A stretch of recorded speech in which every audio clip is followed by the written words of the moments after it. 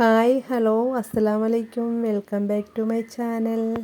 ഇന്ന് ഞാൻ വന്നിരിക്കുന്നത് നല്ലൊരു പാൽവഴക്കയുടെ റെസിപ്പിയുമായിട്ടാണ്. നേന്ത്രപ്പഴവും ശർക്കരയും അരിപ്പൊടിയും കൊണ്ട് തയ്യാറാക്കിയെടുക്കാൻ പറ്റുന്ന വളരെ ടേസ്റ്റി ആയിട്ടുള്ള ഒരു റെസിപ്പിയാണ്. നമുക്കിതെങ്ങനെയാണ് തയ്യാറാക്കുന്നതെന്ന് നോക്കാം. അതുക്ക് മുമ്പായിട്ട് വീഡിയോ സബ്സ്ക്രൈബ് ചെയ്യാതെ കാണുന്നവരാണെങ്കിൽ ഒന്ന് സബ്സ്ക്രൈബ് ചെയ്ത് സപ്പോർട്ട് ചെയ്യുക. കൂടാതെ വീഡിയോ ഒന്ന് സ്കിപ്പ് ചെയ്യാതെ കാണാനും കൂടെ ശ്രമിക്കണേ.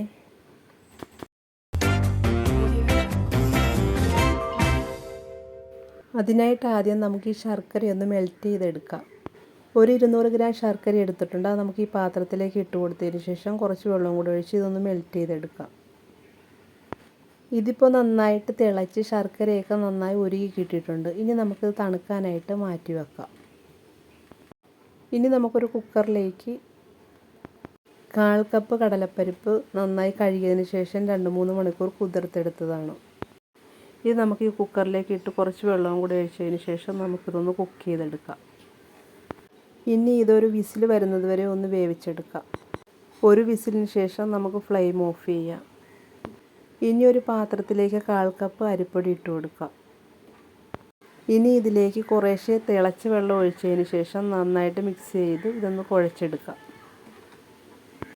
ഇതുപോലെ ഒന്ന് മിക്സ് ചെയ്തതിന് ശേഷം കൈകൊണ്ട് നന്നായിട്ടൊന്ന് കുഴച്ചെടുക്കാം. നന്നായി കട്ടകളൊന്നും ഇല്ലാതെ മാവൊന്ന് സോഫ്റ്റ് ആകുന്നവരെ ഒന്ന് കുഴച്ചെടുക്കാം. ഇതിൽ നിന്നും കുറേശ്ശെ മാവെടുത്ത് ഇതുപോലെ ഒന്ന് ഷേപ്പ് ചെയ്ത് ഇതുപോലെ പിടികളുണ്ടാക്കാം. ഇതുപോലെ എല്ലാം ഷേപ്പ് ചെയ്തെടുത്തിട്ടുണ്ട്. ഇനി ഇതൊന്ന് വേവിച്ചെടുക്കണം. അതിനായിട്ടൊരു പാത്രത്തിൽ വെള്ളം വെച്ച് തിളച്ചതിന് ശേഷം നമുക്ക് ഈ തയ്യാറാക്കി വെച്ച പിടി ഇതിലേക്ക് ഇട്ട് കൊടുക്കാം. ഇനി ഒരു 5 മിനിറ്റ് കുക്ക് ചെയ്തെടുക്കാം. ഇതിനി തണുത്തതിന് ശേഷം ഇതിലെ വെള്ളം ഊറ്റി കളഞ്ഞ് മാറ്റി വെക്കാം. നമുക്കിനി പാൽവഴക്ക തയ്യാറാക്കാൻ തുടങ്ങാം. തയ്യാറാക്കി വെച്ച ശർക്കരപ്പാനി അരിച്ചതിന് ശേഷം നമുക്ക് ഈ പാത്രത്തിലേക്ക് ഒഴിച്ചു കൊടുക്കാം.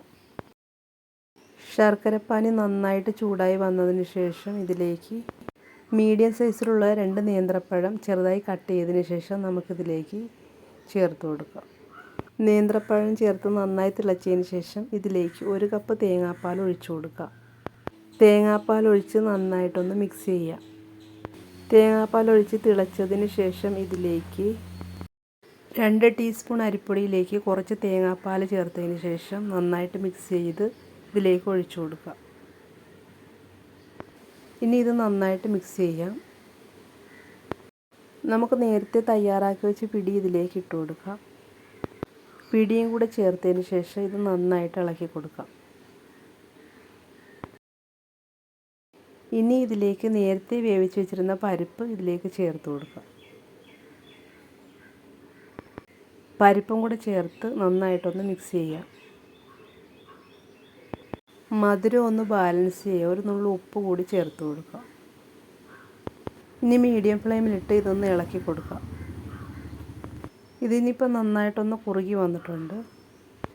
ഈ ഒരു പരുവാകുമ്പോഴത്തേക്കും 1/4 ടീസ്പൂൺ ഏലക്കാപ്പൊടിയും കൂടെ ചേർത്ത് കൊടുക്കാം. നന്നായിട്ടൊന്ന് മിക്സ് ചെയ്തതിന് ശേഷം ഫ്ലെയിം ഓഫ് ചെയ്യാം. ഇനി ഇതിലേക്ക് കാഷ്നട്ടും കിസ്മിസും ഒക്കെ ഒന്ന് ഫ്രൈ ചെയ്തിടാം. അതിനായിട്ടൊരു പാൻ വെച്ച് ചൂടായതിന് ശേഷം ഇതിലേക്ക് 1 ടീസ്പൂൺ നെയ്യ് ഒഴിച്ചു കൊടുക്കാം. നെയ്യ് നല്ലതുപോലെ മെൽറ്റായി വന്നാൽ ഇതിലേക്ക് കുറച്ച് കാഷ്നട്ട് ഇട്ട് കൊടുക്കാം. കുറച്ച് കിസ്മിസും കൂടെ ചേർത്ത് നന്നായിട്ടൊന്ന് ഇളക്കി കൊടുക്കാം. കാഷ്നട്ടും കിസ്മിസും ഒന്ന് മൂത്ത് വന്നാൽ കുറച്ച് വേപ്പിലയും കൂടി ഇട്ടതിന് ശേഷം നമ്മൾ തയ്യാറാക്കി വെച്ച പാൽവഴക്കയിലേക്ക് ഇത് ഒഴിച്ചു കൊടുക്കുക. ഇനി ഇത് നന്നായിട്ടൊന്ന് മിക്സ് ചെയ്താൽ നമ്മുടെ പാൽവഴക്ക റെഡിയായി.